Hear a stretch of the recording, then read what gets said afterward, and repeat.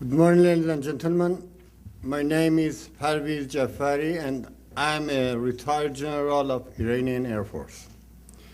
At about 11 p.m. on the evening of 18 September 1976, citizens were frightened by circling of an unknown object over Tehran, the capital city of Iran, at a low altitude.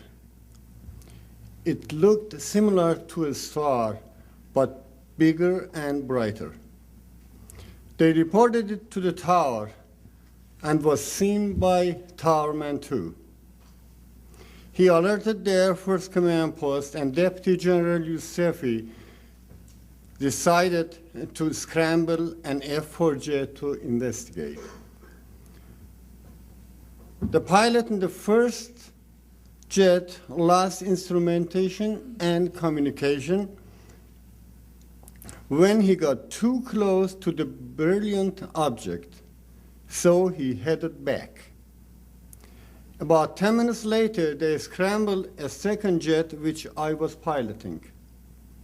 At the time, I was a squadron commander. I approached the object, which was flashing with intense red, green, orange, and blue. The light was so bright that I was not able to see its body. The sequence of flashes was extremely fast, like a strobe light. We locked on it with radar.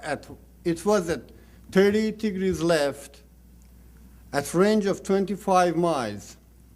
The size on the radar scope was comparable to that of a 707 tanker.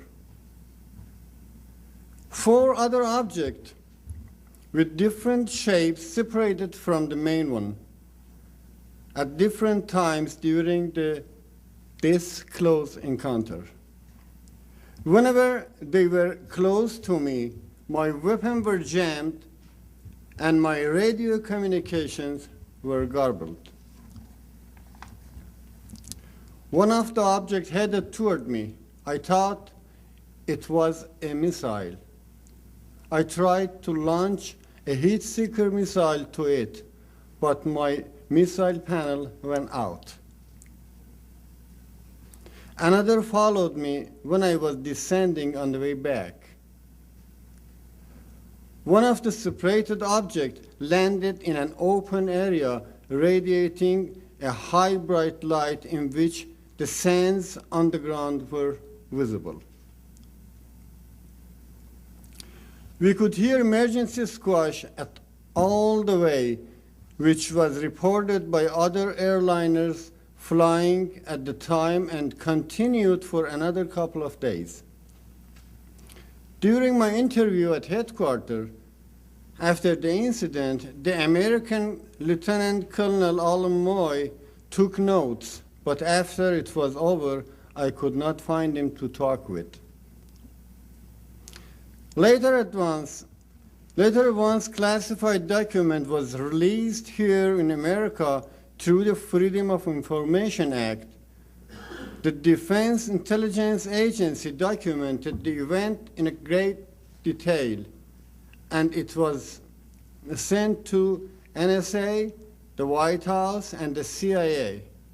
The DIA assessment said this case is a classic that meets all necessary conditions for a legitimate study of the UFO phenomena.